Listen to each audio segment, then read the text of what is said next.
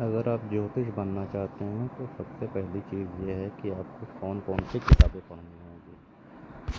तो देखिए हमारे पास किताबों का कलेक्शन कौन कौन सा है।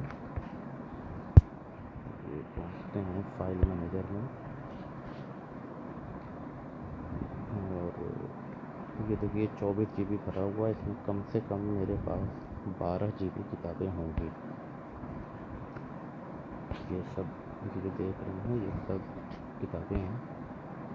इसमें एस्ट्रोलॉजी की बुक्स कौन कौन सी है। जेमिनी सूत्रम है, जेमिनी सूत्रम का सेकंड पार्ट है, मिथन सिंबल 27। ये किताब देखिए, ये बहुत अच्छी बुक है। 27 स्टार 27 गॉड्स। इसमें पूरा एक एक नक्षत्र के बारे में बहुत अच्छे तरीके से डिस्क्राइब किया हुआ है। The stars are not the sign, ये बहुत अच्छी किताब है। एक एक तारा कहाँ पर है, कितनी डिग्री पर है, क्या उसके नक्षत्रों पे क्या क्वालिटीज़ हैं, नक्षत्र का यूज़ कैसे करते हैं, ये सारी चीज़ें एक एक रेफरेंस के साथ। अब देखिए बात कर लेते हैं अश्विनी की। अश्विनी यानी अश्व से बना हुआ ये नक्षत्र है। इसके बारे में ऋग्वेद क्या कह रहा है कि once the divine horse that belong to the Ashwini twin took the shape of a wolf. A young man collected 100 goats from the local and fed them to his wolf. The man's father became very angry that his son stole from others and cursed his son to become blind. The young man appealed to the Ashwini twins, who were very sympathetic and cured his blindness. This illustrates that Ashwini's medical expertise is particularly suited toward improving sensual acuity, curing blindness. Curing a blind old age, ये सारी चीज़ें curing a blind disciple, यानी अश्विनी नक्षत्र जो है वो उसका main काम क्या है। ये सारी चीज़ें बहुत ही डीप हैं। उसके बाद भरणी है। सारे नक्षत्रों के बारे में यहाँ इस बुक से आप शुरू कर सकते हैं। कृतिका का है। तो इस तरह से एक एक चीज़ बहुत ही डीपली पढ़नी होगी, उसको याद करना होगा, उसको समझना होगा।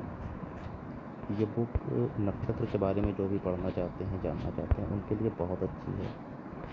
हर एक बुक का रेफरेंस, उनका क्या ज़रूरत है, कहाँ से उनको लिया गया है, ये सारी चीज़ें आप इस बुक से जान सकते हैं। तो ये एक बहुत अच्छी किताब है। मैं इसको ऐसे घुमा देता हूँ।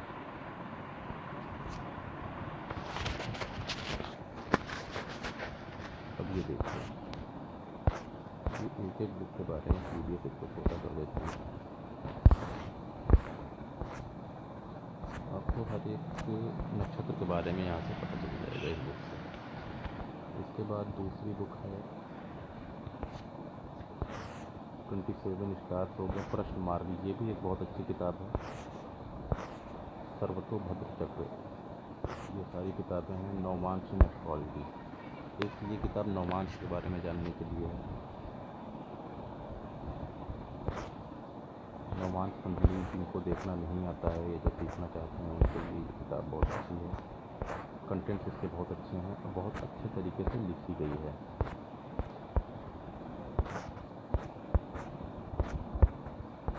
नवमांश कुंडली पर बहुत अच्छी बुक है। देव केरलम पद्धति से है और थोड़ा सा साउथ और नॉर्थ के एस्ट्रोलॉजी दोनों का ये मिक्सचर है ये बुक। तो इसके बारे में वर्गोत्तम नवमांश क्या होता है, यानी मतलब जितने तरह का पूरा नवमांश की एक डिटेलिंग कैसे देखना है, उसके इफेक्ट क्या होते हैं, उसका नवमांश क्या है, और किस बुक से, हर एक बुक का रेफरेंस दिया हुआ है। आप वो सारी बुक भी ले सकते हैं, खरीद सकते हैं, डाउनलोड कर सकते हैं। इसके बाद सप्तऋषि नाड़ी ले सकते हैं।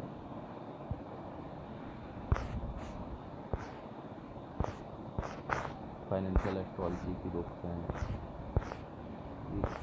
तंत्र है, सीक्रेट ऑफ नाड़ी है, ये सारी किताबें आप देख रहे हैं। और सबसे ज़रूरी चीज़ है कि एक ज्योतिष के लिए कि उसको पंचांग देखना आना चाहिए। अगर आप पंचांग देखना नहीं आता है आपको तो आप फिर ज्योतिष छोड़ दीजिए। ज्योतिष पढ़ने का कोई फ़ायदा नहीं है। पंचांग देखना सबसे ज़रूरी चीज़ माना जाता है ज्योतिष में कि आपको पतरा देखना आना चाहिए। ये पंचांग है। ये यहाँ पूरी एक तरफ ये नीचे यहाँ पे ये डिटेलिंग दी गई है डेली प्लैनेट्स की। उसके बाद ये कब कौन सा नक्षत्र प्रवर सारा चीज़ें हैं। ये दिनमान दिया हुआ है घटी पल में। उसके बाद दिन है कि रात है शाम है, उसका नक्षत्र है, ये दिन की टाइमिंग सारी दी गई है, योग दिए हुए हैं। पंचांग देखना ज्योतिष में अगर आ गया तो समझिए आपको 80% ज्योतिष आ जाएगी। उसके अलावा बाकी ये सब जो छोटी छोटी चीज़ें होती हैं, फलादेश करना, ये बुक भी बहुत अच्छी है, गृह वास्तु प्रदीप, ये वास्तु वालों के लिए है।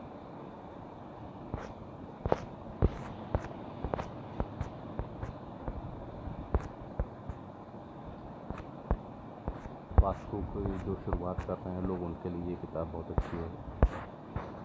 इसके कंटेंट्स हैं।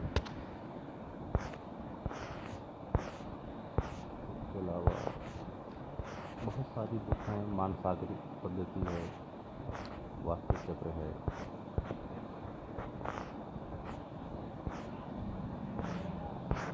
जातकालंकार, पारिजात, ये सब काफ़ी अच्छी बुक्स हैं। शक पंचायत का बहुत अच्छी किताब है। लेकिन ये सारी बुक्स डाउनलोड करने का कोई फ़ायदा नहीं है जब तक कि आपको बेसिक नॉलेज ना हो। अगर आप बेसिक क्लियर है आपका तो समझ लीजिए आपका आधी दिक्कत ख़त्म हो जाएगी। आपको ये समझ में आना चाहिए कि जो एस्ट्रोलॉजी में कहा जा रहा है, कि जो भी उसमें सूत्र दिए गए हैं, जिस तरह से उसको समझाया गया है, उसको डिवोट करने का अगर तरीका आता है तभी आपको ये सारी ये रिपोर्ट है मेरी। अगर आपको डिकोड करना आता है सूत्रों को तब तो आपको समझ में आएगा, अदरवाइज़ आपको समझ में नहीं आने वाला है। इसके अलावा कुछ बुक्स मेरे दूसरे फ़ोन में हैं, उसको भी मैं किसी दिन शेयर करूँगा। तो अभी देखिए 105 बुक्स यहाँ हैं, डॉक्यूमेंट्स में हैं, बिजनेस डॉक्यूमेंट्स, इसमें भी काफ़ी सारी बुक्स हैं। और कुछ किताबें हैं। आपको एक सबसे बेहतरीन चीज़ मैं दिखाता हूँ, शायद ये मेरे पास होगी।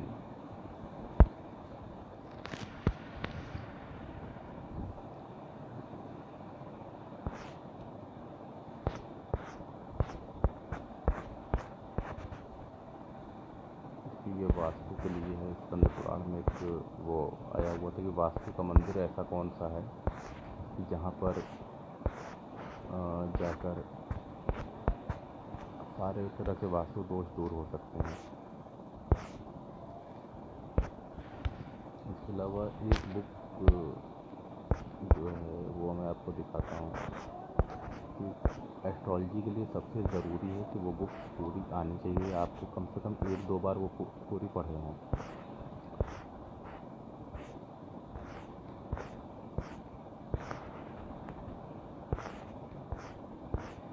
अगर वो बुक आपने पूरी पढ़ ली है तो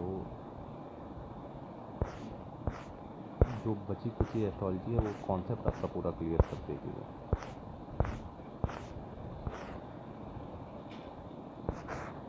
यही जातकालंकार। जातकालंकार बुक सबसे ज़रूरी है आपको पढ़ना, और साथ साथ में आपकी मैथ यानी ज्योतिष की जो मैथमेटिक्स है वो बहुत ज़रूरी होनी चाहिए।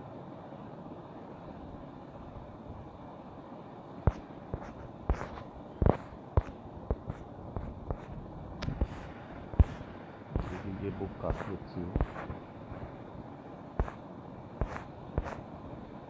जातकालंकार इसमें जैसे संतान की प्राप्ति है, मंत्र का जाप इत्यादि से होती है, से विशेष होती है। वो शुक्र चिंता में विलम्ब करते हों शिव जी का अभिषेक करा हुआ, यानी ये पूरा एक तरह से विधि दी गई है, इसमें क्या क्या करने से क्या क्या होता है।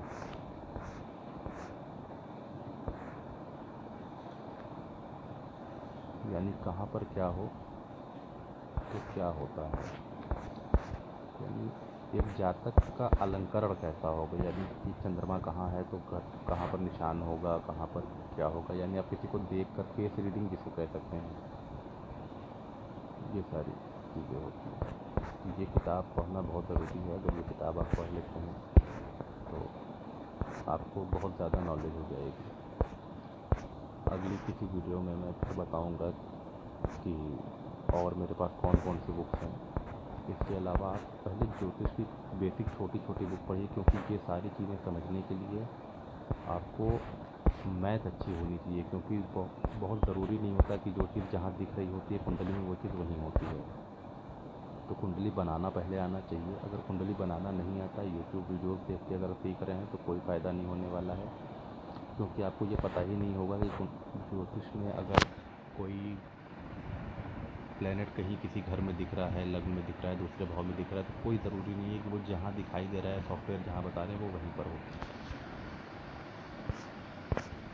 ऐसे कुंडली बनी हुई देखकर कुछ भी वो नहीं करना चाहिए। और दूसरी सबसे बड़ी चीज़ जो है, मैं बार बार कहता हूँ कि अगर आप मैथ नहीं ले रहे हैं, अगर आपको थोड़ी बहुत नॉलेज है कुंडली की और आप प्रेडिक्शन कर देते हैं और आपकी सही होती है प्रेडिक्शन, तो इस तरह में जो भी प्रेडिक्शन आप करते हैं उसमें आपके कर्म खर्च होते हैं, उसमें आपकी एनर्जीज खर्च होती हैं, और आपके जो पुण्य हैं उनका क्षय होता है। अगर आपने किसी को प्रेडिक्ट कर दिया, कोई बहुत परेशान है, उसको प्रेडिक्ट कर दिया कि 2 महीने बाद तुम ठीक हो जाओगे, और अगर वो सही में 2 महीने के बाद ठीक होता है, तो यहाँ आपके ज्ञान